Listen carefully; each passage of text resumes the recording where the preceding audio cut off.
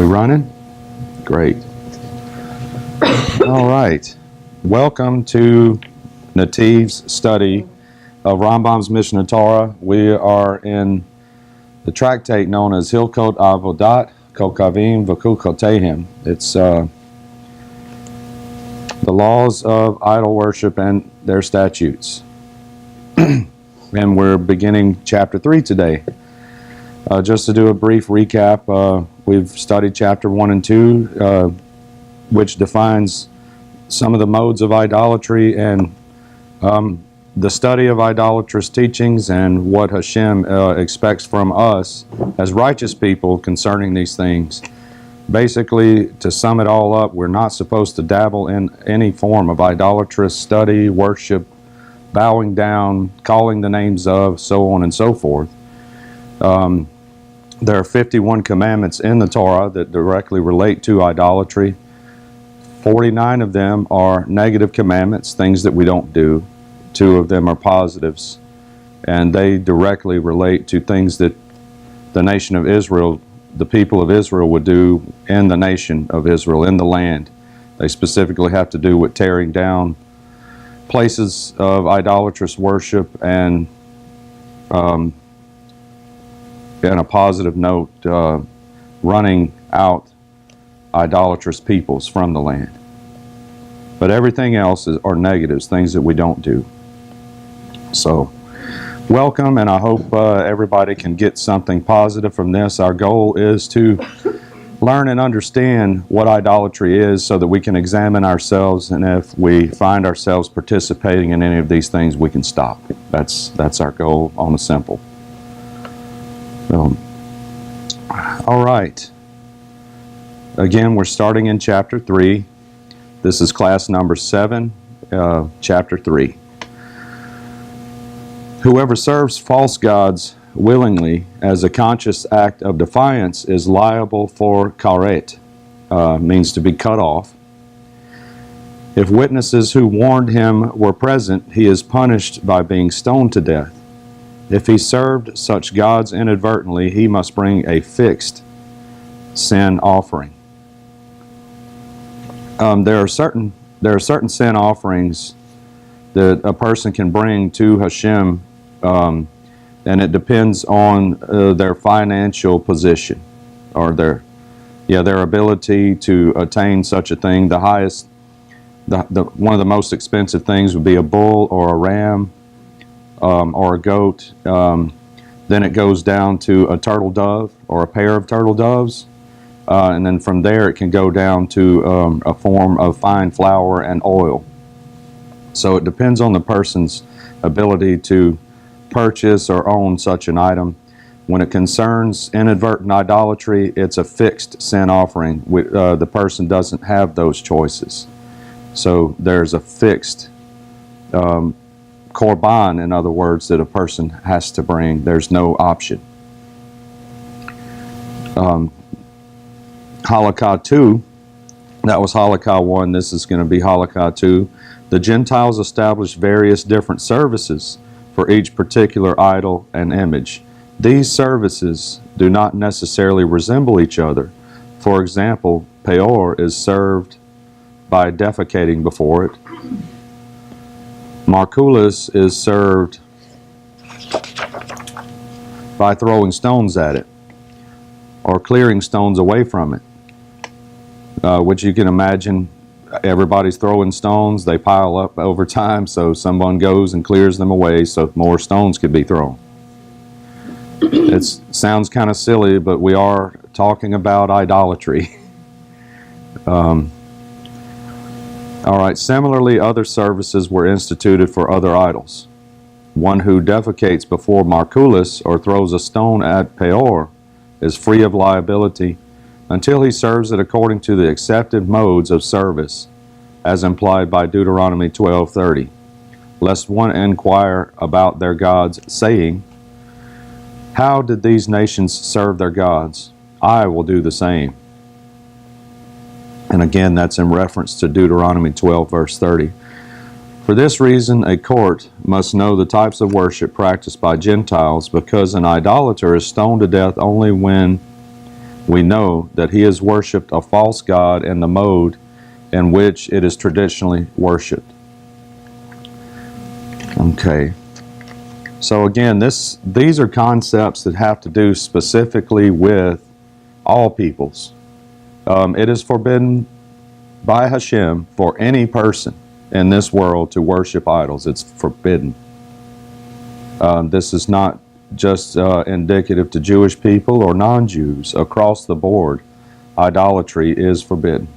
So let's do a quick comparison here with the 10 words and the Sheva Mitzvot. The 10 words we read from the text where Hashem tells the Israelite people that from Mount Sinai, he says, I am Hashem your God, who brought you out of the land of Egypt with a mighty hand and an outstretched arm. You shall have no other gods before me. The text literally says, you shall have no other gods upon my face. So even the idea of worshiping an image in the name of Hashem is considered idolatry. So we don't put another image upon the face of Hashem and call it Hashem. Now, equally, the first of the Sheva Mitzvot. Any volunteers here want to tell me the first one of the Sheva Mitzvot? Exactly. Do not commit idolatry. So in the 10 words, you have a positive and a negative. I am Hashem your God. And then the negative, you shall have no other gods upon my face. In the Sheva Mitzvot, it's purely a negative. You shall not worship idols. But don't they seem to closely parallel one another? You have to know there's only one God before you would know that there are idols. You would have to have a consciousness of God, of Hashem. Exactly. A consciousness of Hashem is paramount here in order to understand the Sheva Mitzvot, which this is in essence why, one of the reasons why it's a little bit of differentiation in the way it's worded. There are commandments that fall under this category of you shall not commit idolatry, which brings an understanding and an applicable mode of don't worship idols. What does this mean?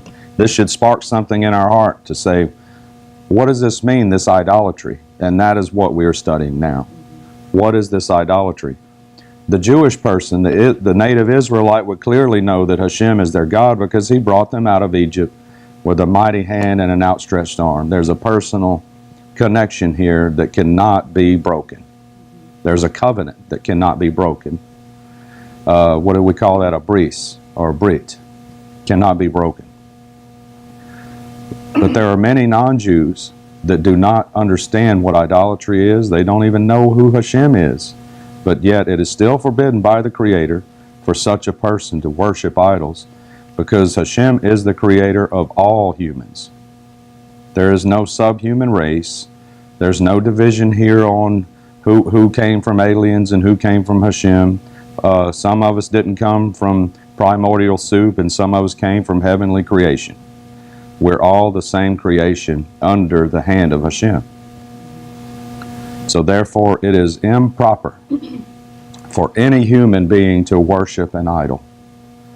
So Baruch Hashem, He has woken us up from the deep slumber of idolatry, and we are coming into proper modes of righteousness and holiness in order to connect to Him in the highest way.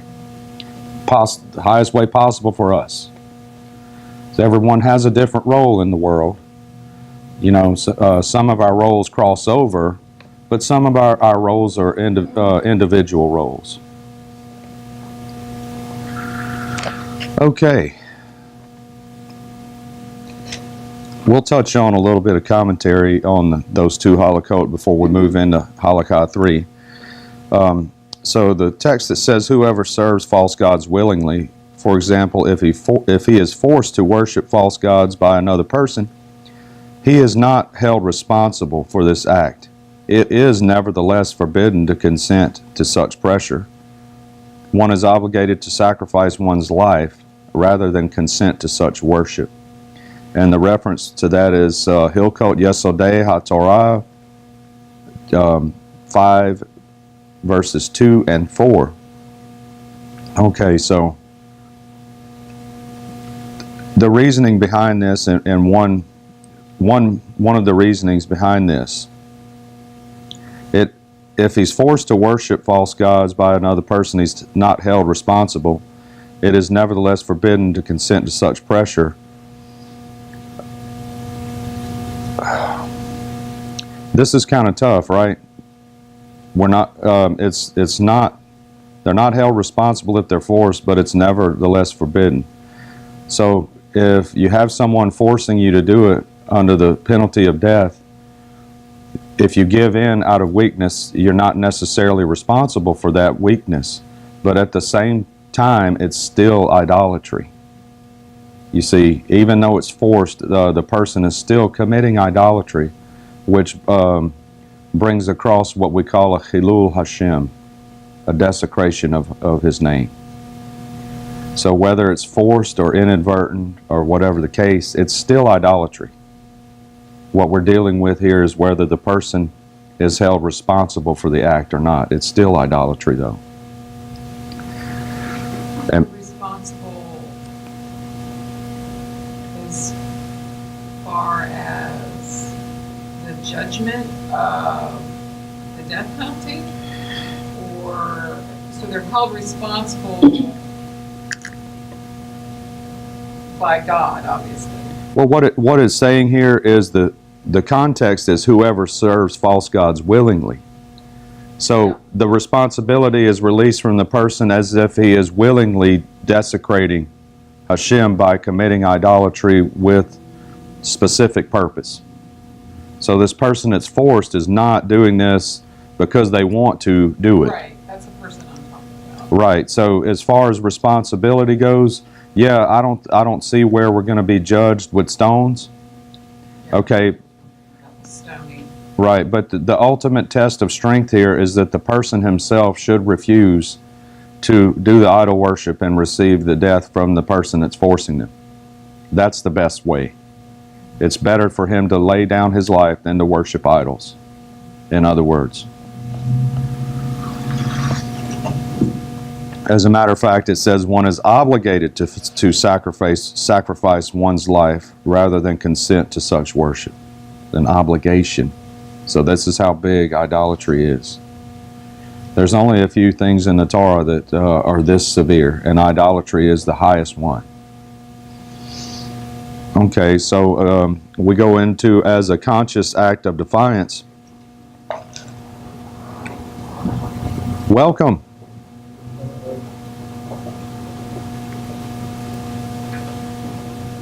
As opposed to someone who worships inadvertently. Right, so whoever serves false gods willingly as a conscious act of defiance, as opposed to someone who worships inadvertently. The Radbaz, Volume 5, Responsum 1510, notes that the Rambam uses the expression willingly as a conscious act of defiance. With regard to the violation of the prohibitions against idolatry, the Sabbath laws in Hilkot Shabbat 1:1 and the laws of Yom Kippur, Hilkot Shvitat Asor 1:1, with regard to all other transgressions punishable by karet, or being cut off. That's what karet means, to be cut off. He states merely as a conscious act of defiance. The Radbaz explains that it is possible that the Rambam mentioned the concept of willingly with regard to these three transgressions because they are the first cases of karet mentioned in the Mishneh Torah. Furthermore, they are transgressions which people at large would consider most severe. After mentioning the concept on these three occasions, the Rambam does not think further repetition is necessary. And the phrase is liable for karet. We can look in Moed Katan 28a. Moed Katan are the lesser festivals that are aside from the 7 major festivals in the Torah. The Moed Katan are the little festivals. So Moed Katan 28a relates that a person liable for karet would die before reaching the age of 50. So sometimes karet is not necessarily implemented by the death penalty immediately, by the court. Karet is also a cutting off of one's soul, which would mean that at times a person, it just means they'll die before their time. They're going to live a short life. Now, this doesn't mean that someone who dies before the age of 50 is necessarily being punished. This is a deep subject here. There's many people that die at a young age. There are infants that pass away. There are young children who suffer from diseases and pass away. There are great Torah scholars who never saw the age of 40. So what we need to be careful to make sure that we're not saying that someone who dies before the age of 50 is always suffering karet, from being cut off from the people of Hashem. Okay, the Rambam Hilkot Shuvah 8:1 emphasizes that being cut off in this world is not the sum total of divine retribution for such a transgression. Rather, the person's soul is also cut off and prevented from reaching the world to come.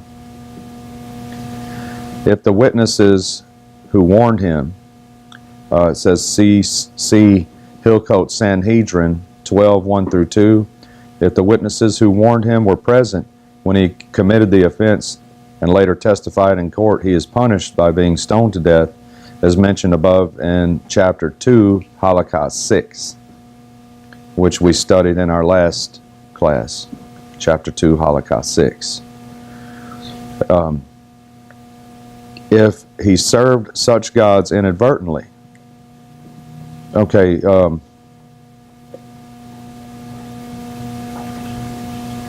any questions before we move on here? Any ideas about this? Okay, like it says, rather the person's soul is also cut off and prevented from reaching the world to come. This is not what we all consider, we don't all consider this, but we're not talking about HE double hockey sticks. We're talking about not receiving a reward because of the severity of idolatry. This is the most severe sin that's at the top of the list here, idolatry. Did you have something? Well, one of the ideas behind that, it's kind of listed, but it's that the soul that is cut off reciprocates, of course, but it reciprocates into a Gentile home. Then it has to find its way back. And it has to find its way back. Yes. So, it's out there, but Right. It's not. It is. Yeah. That's a lofty idea, but it is valid. This can be confusing, but it can often be taken as a negative thing, but it's not. To be in a non-Jewish home simply means a person who is not raised in Torah principles. That's not necessarily negative, because can any of us control who our parents are, what country we were born in, what time in history we were born in, our race, our creed, or any of these things? Can that, even whether if we're a man or a woman, a boy or a girl, can we control any of that? No. Exactly. Exactly. So we can't control. Once we're in this world, there's no changing certain things, and that doesn't. What's that? it's your lot. It's your lot in life. Yes, like King Solomon says, the person that's happy with their lot in life, they can go a long way. So let's realize who we are and come to terms with that. Then we can find out what we're supposed to do. Okay, some of us connect to Hashem in the highest way, and some of us struggle, through our entire life to find out what that means. All of the struggles we go through, all of the changes we make, they're not without value. but there are just certain things that we can't change, and it's okay. So to be born, to have a Jewish soul, what do we call it? Gilgul HaNefesh, roll into the next life, and be born into a Gentile body. The interesting thing is the Gentile body has no idea that there's a Jewish soul there. These are things that we can't see. But at the end of the day, if each one of us as a human being focuses our efforts on doing what our role is in this world, then we achieve righteousness. We achieve righteousness. And that's the goal, is to be a true human being and connect to Hashem. So to connect to Hashem in the best way possible for us in our circumstances, and to connect to human beings in the best way possible in our circumstances. That's really all what Hashem is asking from us to do. Connect with Him and connect with other people when you get down to the nitty-gritty. So it's not a bad thing to be a Gentile or a non-Jew. It's not a bad thing to be a Jew. You know, what is there, roughly 17? Well, I'm not even going to say it. There's not a large number of Jewish people in the world, and compared to non-Jews. Do you think that God knows this? And there's a reason for that? Yes. Okay. Moving on. So if he served such gods, false gods, idolatrous entities, inadvertently, he performed an act of idol worship without realizing that it was forbidden, or was not aware of the punishment involved. And that's referred to Hilkot Shegagot 2:2. He must bring a fixed sin offering. Though the sin offering brought to atone for idol worship differs from that brought to atone for other sins, see Numbers chapter 15, 27 through 31, and also Hilkot Shegagot 1 through 4. That's another tractate of Rambam's Mishneh Torah. There's like 14 volumes to this work, so it's a big piece. The Rambam uses this term to differentiate from Korban. Korban Avela.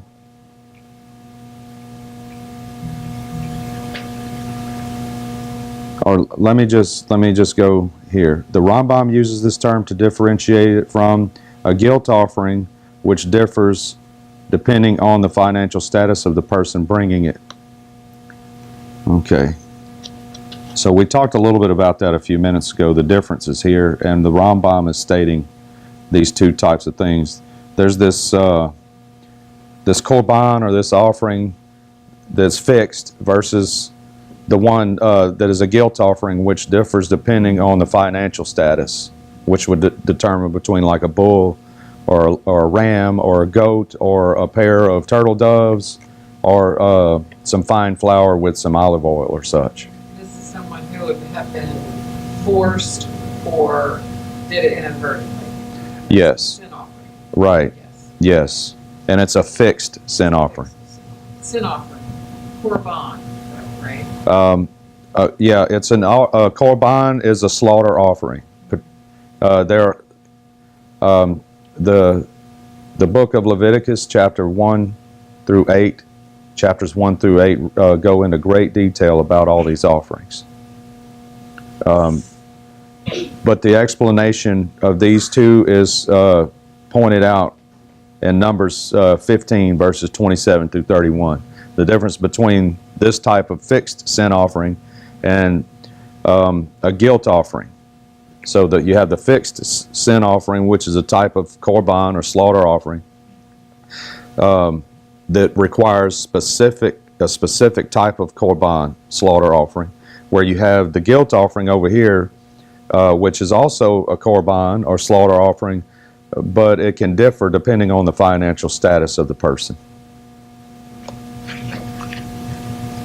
Okay. Commentary on Halakha 2, and then we'll go into Halakha 3. So the Gentiles established various different services for each particular idol and image. These services do not necessarily resemble each other. For example, Peor. We remember in the Torah, this comes up a lot in this class. Pinhas, the people were worshiping Baal Peor. If we recall in the text, it says that they were worshiping Baal Peor. They were led into that worship by the Midianite princesses, and of course Midianite women at large.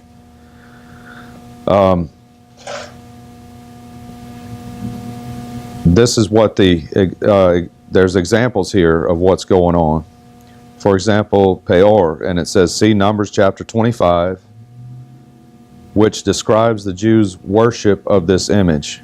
And see also Sanhedrin 61a from Talmud Bavli. This image is served by defecating before it. And then you have Marculus. Okay, so we talked about this a little bit before. So imagine there's this image. It doesn't matter what it looked like, because who cares? It's an idol, with all due respect. Does an idol deserve respect? No. So not even with all due respect. It doesn't matter what the image of the idol is. The reality here is people would walk by, acknowledge the idol by using the bathroom in front of it. How disgusting. How disgusting. But for some reason they believed that doing this brought honor to this false deity. Disgusting stuff. So this other false deity known as Marculus, the Aruch identifies the Hebrew Marculus with the Greek god Mercury.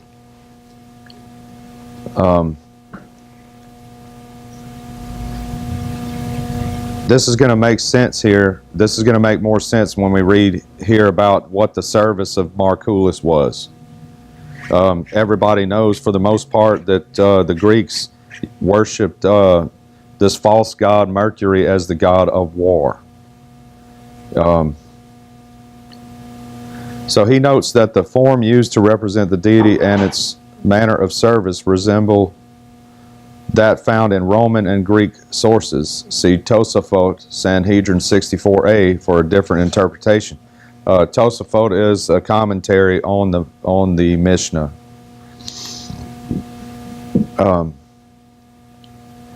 So Marculus is served by throwing stones at it, and it says here to note Halakha 5, which we'll get into, and then it's the other service to it is clearing stones away from it.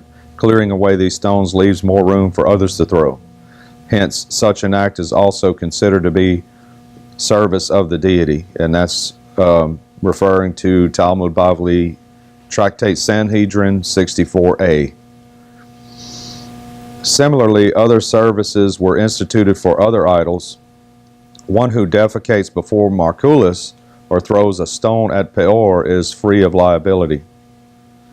For he did not serve the god in the service required for it, or through one of these four services which were accepted modes of worship for all gods, as explained in the following halakha. One might think that a person would be held liable for serving one of these gods in the manner used to serve the other, since they are both served in an unbecoming manner. Sanhedrin 61a teaches us, nevertheless, one is not liable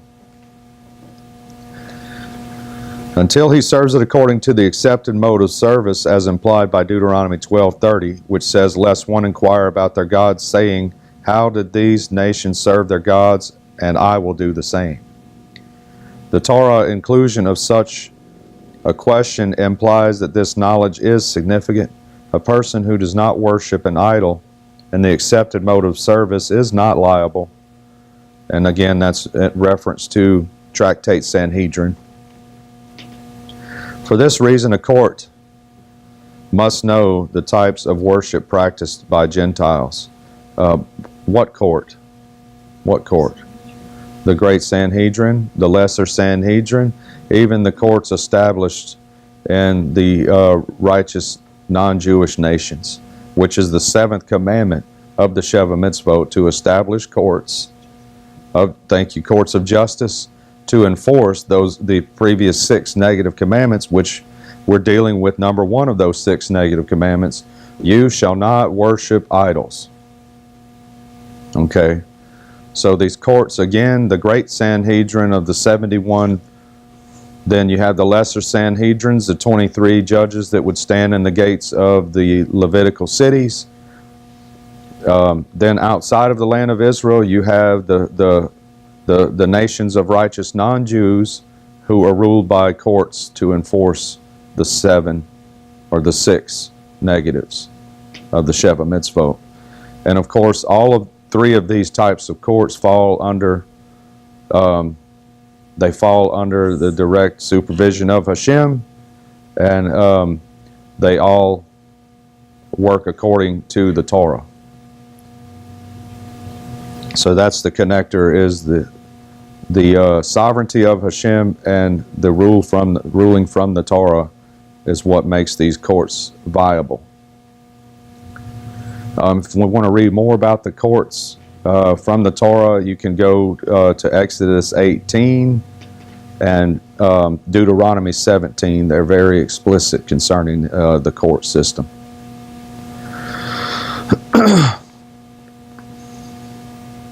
Okay, for this reason, a court must know the types of worship practiced by Gentiles. Note chapter 2, Halakha 2, which forbids the study of idolatrous practices. Apparently, license to do so is granted the sages to allow them to gain the knowledge mentioned in this halakha. See Sanhedrin 68a. This is the only time the study of idolatrous practice is permitted, is in order for a person to have the ability to understand the judgment and repercussions to such things. So it's not something that everyone should take on by far. This is specific to certain people who have certain duties and roles in order to enforce these laws, to make a proper judgment, thank you, and to bring across an understanding to people who may be inadvertently participating in such.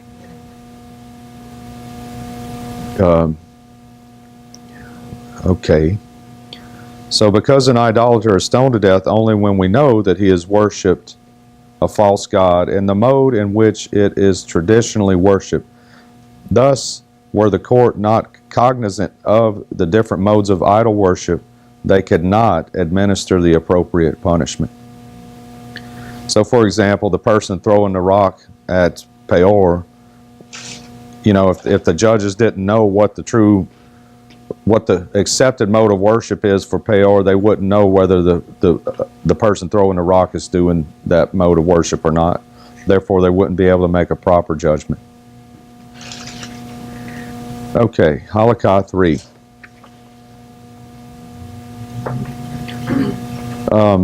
The warning forbidding such worship and the like is the verse, Exodus chapter 20, verse 5, which states, "Do not serve them." When does the above apply? With regard to services other than bowing.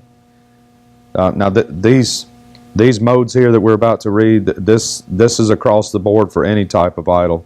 If these things are done towards any idol, it's considered idolatrous worship. So these modes are across the board for any type of idolatry.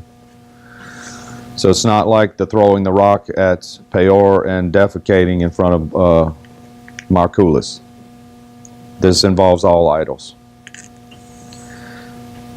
When does the above apply? With regard to services other than bowing, slaughtering an animal, bringing a burnt offering, and offering a libation. So that's 4 modes there.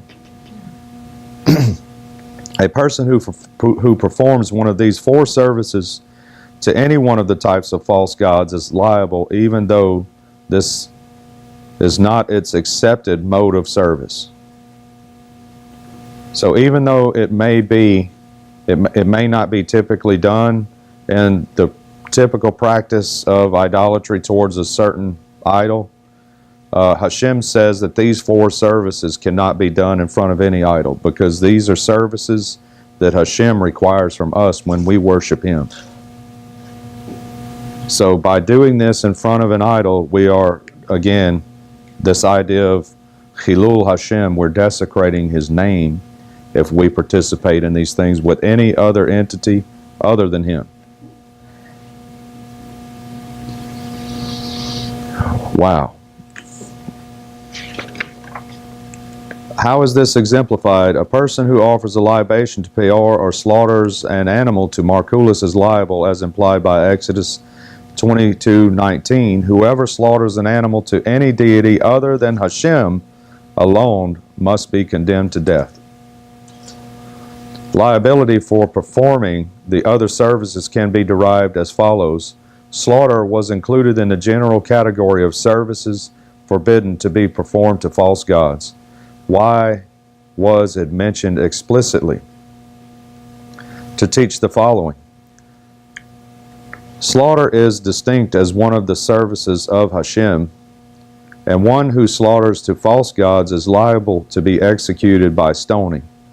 Similarly, with regard to any service which is distinct as one of the services of Hashem, if a person performs it in worship of other gods, he is liable, like we just talked about, because these things are indicative to the worship of Hashem alone. So to do this towards other deities, which are all false, we don't want to give any credence to any so-called deity.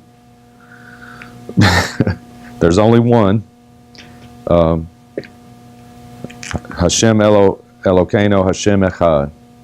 He's our God. He is one. Okay, for a similar reason, Exodus 34:14 states, "Do not bow down to another god," to teach that one is liable for bowing down to another god even when this is not its accepted mode of service. The same applies to one who brings a burnt offering or pours a libation. Sprinkling blood is considered the same as pouring a libation. Okay, and we'll touch on the commentary here. The warning forbidding such worship and the like is the verse Exodus 20 verse 5, which states, "Do not serve them." Sefer HaMitzvot, negative commandment 6, and Sefer HaChinuk, mitzvah 29, consider this to be one of the 613 mitzvot of the Torah. It to be distinguished from the prohibition against the belief in false gods, Sefer HaMitzvot, negative commandment 1, involves the performance of deeds of worship in service of false gods. The Rambam, Rabbi Moshe ben Nachman, and his Hasagot LaSefer HaMitzvot considers the two prohibitions as one negative mitzvah. The Rambam, Rabbi Moshe ben Maimon's view, however, is justified by other authorities. When does the above apply with regards to services other than bowing? That one is liable only when performing services with which a deity is worshipped. See chapter 6, Halakha 8, which states that this means bowing one's face to the ground, whether bending, kneeling, or totally prostrate on the ground. So it has to do specifically with having our face facing to the ground, whether bending over, kneeling on your knees facing the ground, or laying face down on the ground. So all those three modes represent that idea of prostrating oneself or bowing down before it. Slaughtering an animal, bringing a burnt offering, and offering a libation. Since these four modes of worship are accepted services of the true God, using them to serve false gods is absolutely forbidden. Sefer HaMitzvot, negative commandment 6. Therefore, a person who performs one of these four services to any one of the types of false gods is liable, even though this is not accepted mode of service. In Halakha 6, the Rambam discusses paying reverence or showing affection to false gods through services with which the true God is not worshipped. How is this exemplified? A person who offers a libation to Peor or slaughters an animal to Markulis, despite the fact that they are served in other ways as explained in the previous halakha, is liable, as implied by Exodus 22:19. Whoever slaughters an animal to any deity, note Rashi's commentary on Sanhedrin 60b, who explains that since the verse does not state whoever worships a deity through sacrifice, we can conclude that the sacrifice of an animal is sufficient for one to be held liable, even when this is not the accepted mode of service. Okay, so whoever slaughters an animal to any deity other than God, Hashem, alone is condemned to death. He is stoned to death. Liability for performing the other services, pouring a libation, and bringing a burnt offering, which are not explicitly forbidden by the Torah, can be derived as follows. Slaughter was included in the general category of services forbidden to be performed to false gods. Why was it mentioned explicitly? To teach the following. This represents an example of the eighth of Rabbi Yishmael's 13 principles of biblical exegesis. When a specific case is first included in a general category and then singled out to instruct us regarding a new concept, we assume that it has been singled out not only to teach us concerning its own case, but rather for that new idea to be applied with regard to the totality of the general category. So what Rabbi Yishmael in essence is bringing across here, that extreme logical approach does not necessarily apply to Torah exegesis. And for those of us that may not be familiar with the word exegesis, it's the extraction of information from the book or from the writings. So extreme logic does not necessarily apply to Torah learning. There's always a broader sense of the meaning of the text than what we logically see in the verbiage. It's always that way. There's great depth to Torah study. It literally has no end. This is one of the major ideas that separates the kosher study of Torah from other modes of study. Is secular and idolatrous modes of study typically have an end to them. Torah study has no end. It cannot be exhausted. It is a living thing.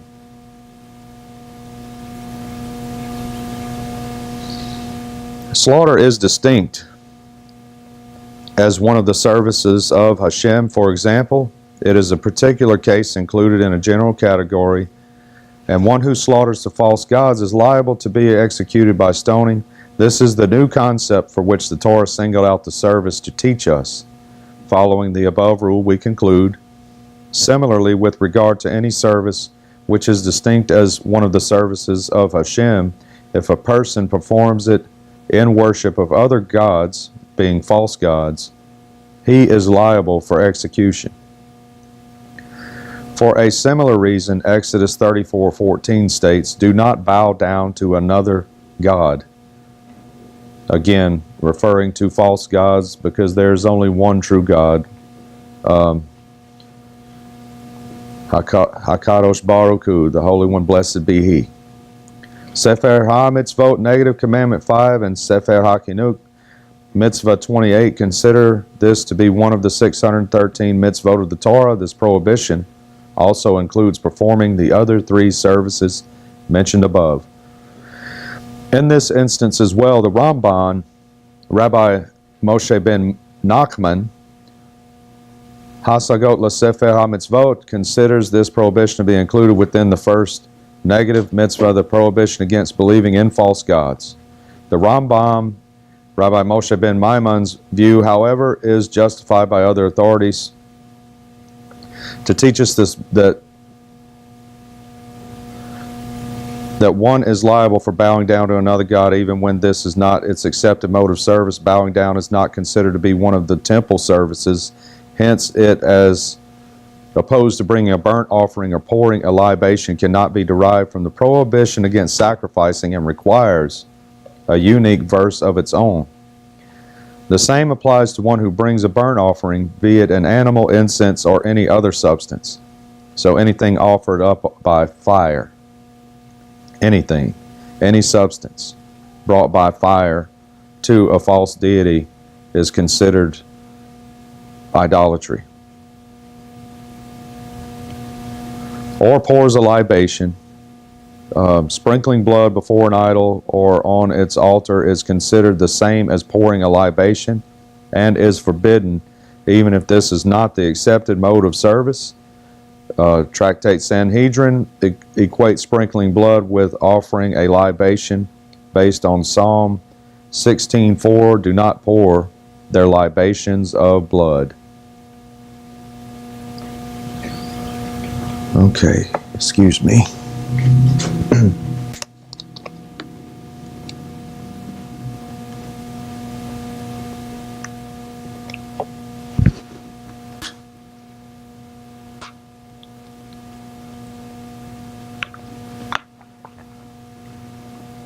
Thank you. And we're back.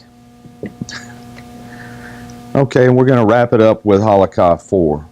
Anybody have any comments or questions on Halakha 3? It's pretty heavy stuff. So, basically the idea here, not only are we forbidden from worshiping idols and their accepted modes of worship, there's 4 major ideas here that we are to understand that we cannot do towards idols, that we only do toward Hashem. Bowing, not bowering, bowing, slaughtering, burnt offerings, and libations. That is forbidden to bring before an idol. So Halakha 4, even if one pours feces before it or pours a libation of urine from a chamber pot before it, one is liable. If one slaughters a locust before it, one is not liable, unless this is the mode of service of that deity. Similarly, if one slaughters an animal lacking a limb for it, one is not liable unless this is the manner of service of this deity.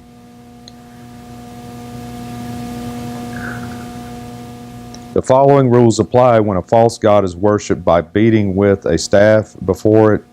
If one breaks a staff before it, one is liable for the worship of false gods, and the deity is forbidden. If one threw a staff before it, one is held liable, but the deity is not forbidden, because throwing a staff is not considered equivalent to sprinkling blood.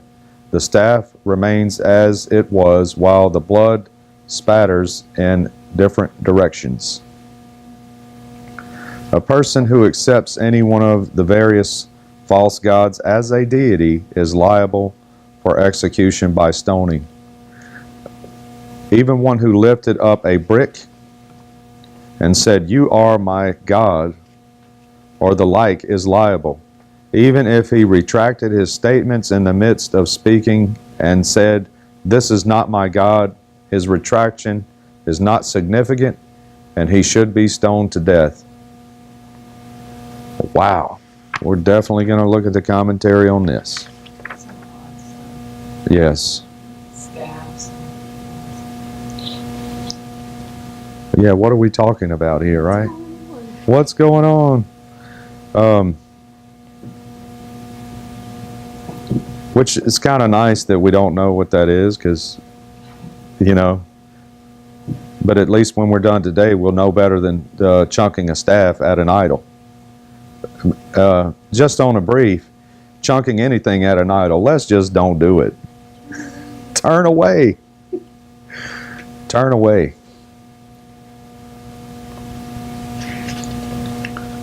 Okay, commentary on halakha for even if one pours feces before it or pours a libation of urine from a chamber pot before it, one is liable.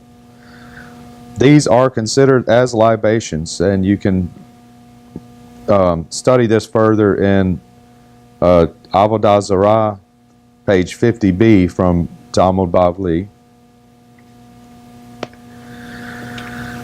For which one is held liable even if this is not the mode in which the deity is worshipped.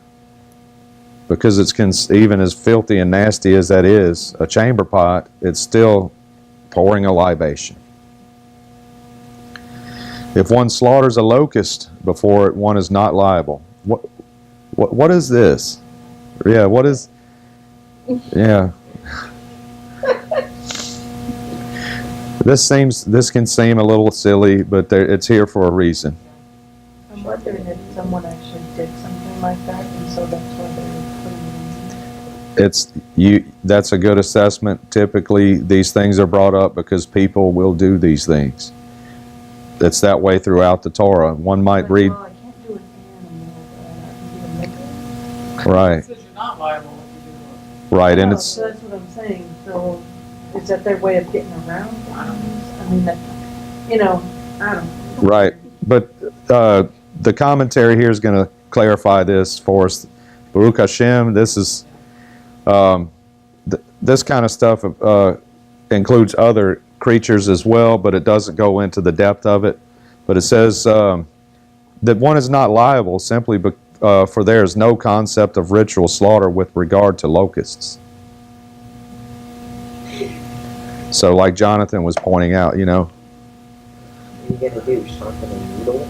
Right, I mean, any kind of insects. It's not even an acceptable sacrifice for Hashem. no, there's no such thing as a ritual slaughter process for locusts. Even though it is interesting he says locusts, because locusts are considered clean for food.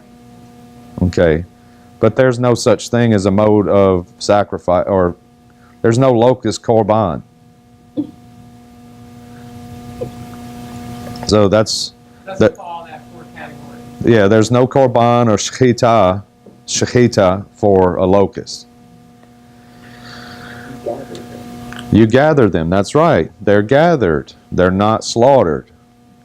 So there's no, in a technical sense concerning idolatry, there's really no way to slaughter a locust. Like fish.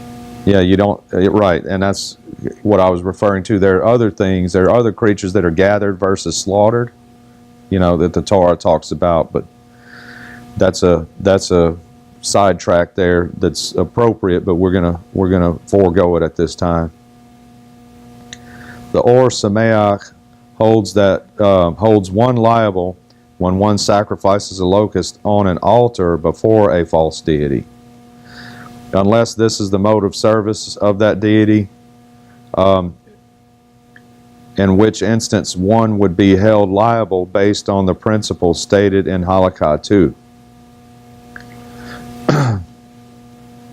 Similarly, if one slaughters an animal lacking a limb for it, note Avodah Zarah 51a, which states that this leniency only applies to the slaughter of an animal lacking a limb.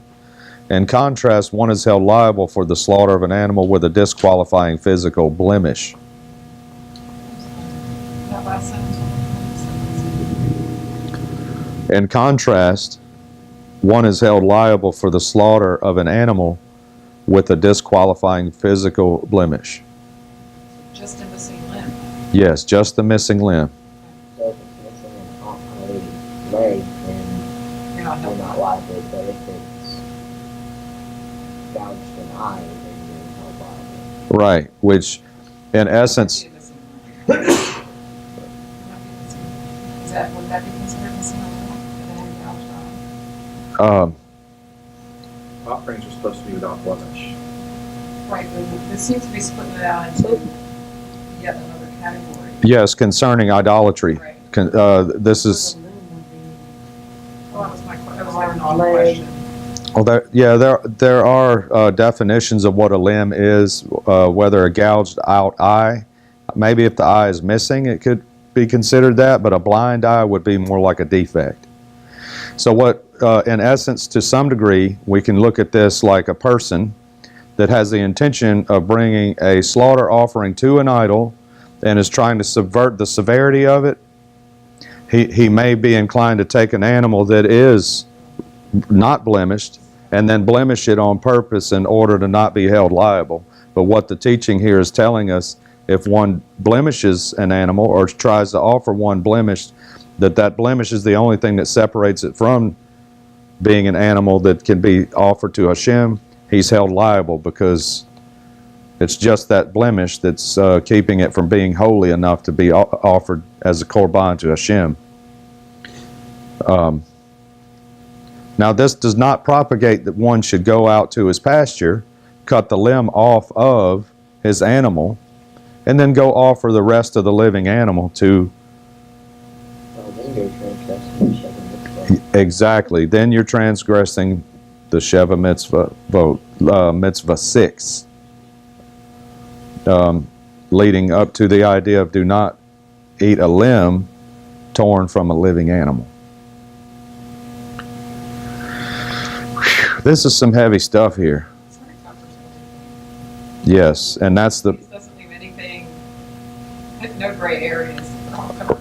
Right, and that's what we're getting into right here, looking at these things. Some of it might seem like, why are we talking about this? Well, what is this? But like you said, Catherine, there's nothing left uncovered here. The idea is that we fully understand the severity of idolatry. Go to the extreme to cover all the questions that may come up. Right, because something that may not make sense to me or to you or might make total sense to Royce or Elijah or someone else. You know, we all have a different way of viewing things at times. So it's important to cover all the bases. Especially if you're learning this from a child. Right. You know, like it's just know, like be it in the Jewish family where you're, well, an observant Jewish family, where you're being taught all this, you sort of know. There's an assumption that you already know a lot of this. Right. But coming, from outside of this system, you don't really know. Right, exactly. And, you know, there may be some people that are off-put by us here studying halakha, but just for it to be known, we are studying this particular line of halakhic studies because many of us were not raised in a home understanding what idolatry is, or even service to Hashem, what it is. So our goal here again is not to be inappropriately studying halakhic discourse. Our pursuit here is simply to understand the modes of idolatry so that we can root them out of ourselves and we can take on the proper worship of Hashem. That is our goal. We're definitely not attempting to do something that we shouldn't be doing. We want to clean up ourselves and be in proper standing with our Creator. And idolatry, again, it parallels between the two. The 10 holy commandments given to the nation of Israel from Mount Sinai and the Sheva mitzvot that were brought down from Adam all the way to today for the entirety of humanity. So, again, this is all about idolatrous modes of worship, getting it out of ourselves and taking on true worship of Hashem. Or even, like identifying it. I mean, I can't tell you how many restaurants I've been in where there was a Buddha and some fruit and an incense stuck in there and it was burning. Right. This stuff is still happening. Right. Right here in the city. Yes. It's not like something that's way back there and it's like we don't do that doesn't happen. It's still happening. It's happening right now as we speak. Yes. So to be able to identify these things can help us avoid, can help us avoid a lot of heartache in the future. You know, like understanding, the way we're supposed to look at idolatrous temples, or like you just mentioned, the little altars that are set up in businesses. All these things that we had no idea about before. It's important to us to understand, because we want to be at the highest level of righteousness and then holiness that we can be, because we love Hashem. It's that simple. Okay, where did we leave off? The locust, the limb. Okay.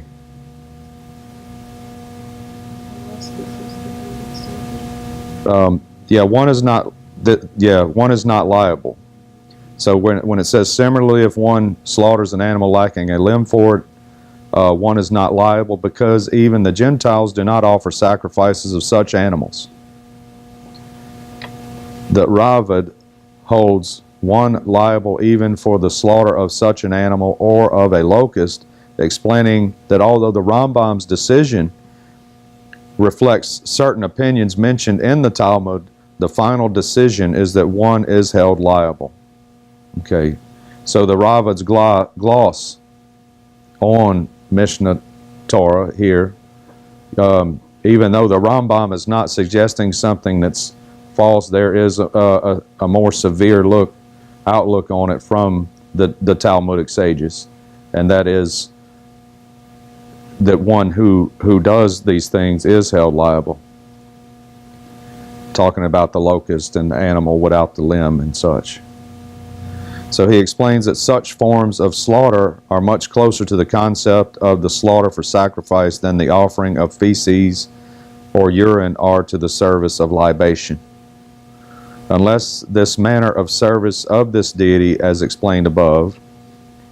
So the Rambam is suggesting that a person is not held liable unless that is the manner of service of the deity. Then of course the person's liable, because that's the common practice that's done in front of the deity, the false deity. So at the end of the day, concerning offerings that are given to false deities, let's do our best to avoid them at all costs. Whether it's an animal with all its limbs, without, whether it's a libation made with wine or water, or with feces or urine, let's stay away from it.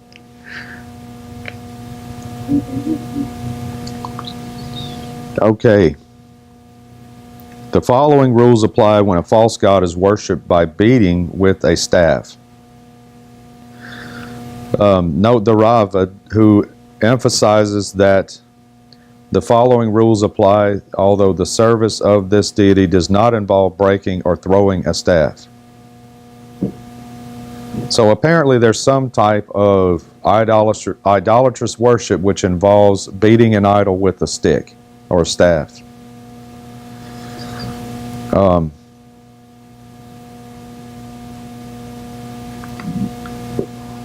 The following rules apply when a false god is worshipped by beating with a staff before it. This interpretation is also followed by the Shulchan Aruch Yoreh Deah 139.3.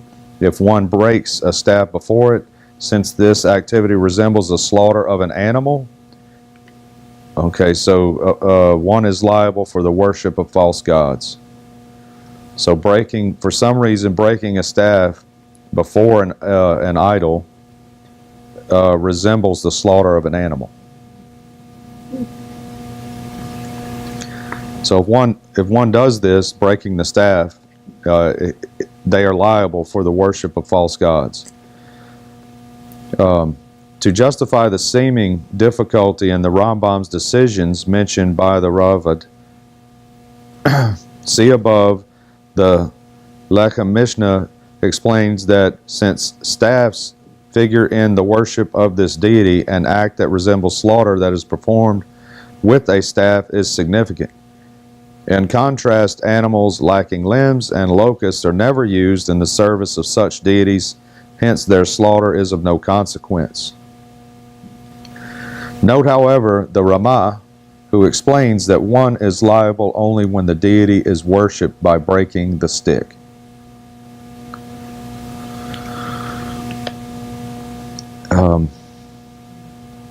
So one is liable for the worship of false gods, and the deity is forbidden to be used as stated in chapter 7, halakha 4. This interpretation depends on the female construction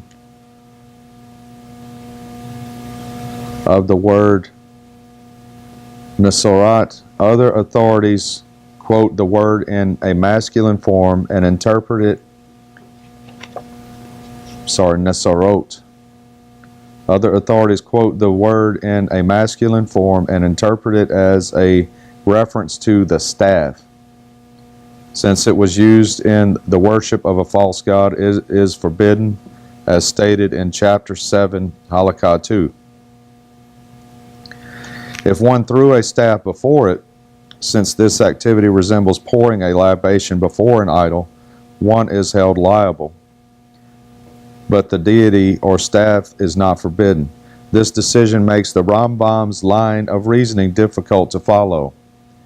Yes, it's hard to follow this idea. If throwing the staff is not comparable to sprinkling blood, why is one held liable for it?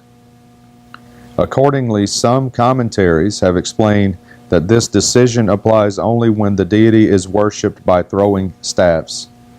The Pri Chadash, however, differentiates between the liability of the worshipper, for which a sprinkling that spatters is not required, and the prohibition of the worship of the deity for which it is. Because throwing a staff is not considered equivalent to sprinkling blood, the staff remains as it was, a single whole entity, while the blood spatters in different directions. Since the reason that these services are considered significant even though the deity is not normally worshipped in this manner, is that these services were performed in the temple, the analogy must be complete. Thus the entity poured or thrown before the deity must spatter as blood spatters when sprinkled on the altar. And that's from Tractate Avodah Zarah in the Talmud. A person who accepts from Talmud Bavli. A person who accepts any one of these, of the various false gods which already exist as a deity, even though he does not perform a deed of worship, is liable for execution by stoning. The Rambam mentions that one is liable for stoning specifically. Generally, the term liable means liable to bring a sacrifice. In this instance, however, a person who makes such a statement inadvertently is not obligated to bring a sacrifice. A sacrifice is only brought when one performs a deed in violation of the Torah's command, reference to Hilkot Shegagot 1:2. Even one who creates a new false god for himself, Lechem Mishneh, lifted up a brick. The Lechem Mishneh explains that this expression is merely a figure of speech. There is no need to perform a deed, lifting up the brick, for one to be held liable. So lifting up the brick doesn't make him liable. It's the figure of speech. And said, "You are my God." God forbid that one would do that, but people do. So the lifting up the brick and then saying, "You are my God," the problem is the saying, not the brick. So, "You are my God," or the like, is liable. When two people do not witness this declaration, the death penalty may not be administered by the court. The person is, however, liable for karet, which is, in this case, premature death at the hand of God, which is dying before the age of 50. And this is specific to this case. Again, we're not suggesting that everyone who dies before the age of 50 is being judged for idolatry. And it's possible that they might live longer than 50, right? Yes. Now, in this case, when this karet is sentenced on this person, It has to be a sentence. It has to be a formal. yes, it's a formal declaration, and the premature death at the hand of God. At the hand of God. Yes. Now, there may be something else of course, there's always something else to learn from this that we can get into in the future. you know, like a in-depth study of the modes of karet, of being cut off, and what this means. There's vast information about these things that we can learn. So even if he retracted his statements in the midst of speaking, as explained above, chapter 2, halakha 9, this term has a specific meaning, the amount of time it takes to say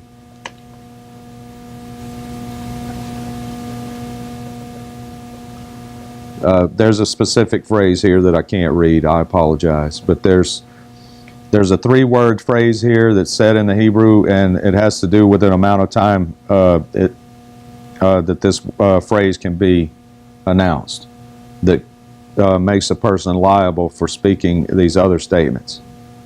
So it's a comparison. Okay, even if he retracted his statements in the midst of speaking, he said, "This is not my God," his retraction is not significant. Although a retraction made in this amount of time is normally considered significant, different rules apply with regard to the acceptance of false gods. It is assumed that a person would never make such a statement unless he were fully aware of its ramifications, and he should be stoned to death. So, with all due respect here, what the halakha is suggesting, that a person doesn't accidentally stand in front of an idol and raise a brick in his hand and make this statement. It's not an accident. Okay, and we're going to conclude with the text here, and we'll pick up at halakha 5 next week. Anybody have any comments or questions? We can get into discussion. Thank you for joining us, and hopefully we'll see you again next week.